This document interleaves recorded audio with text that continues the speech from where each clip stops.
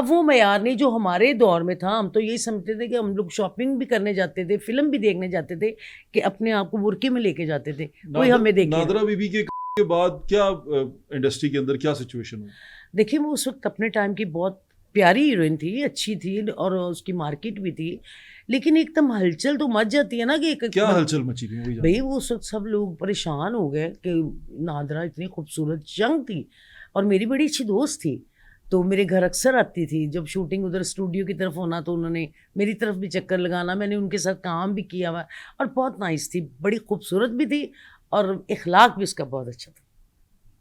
تو اس کے بعد خواتین نے کچھ سوچا کہ ہمیں اب پرہیز کرنا ہے, ہمیں ان چیزوں سے دور رہنا؟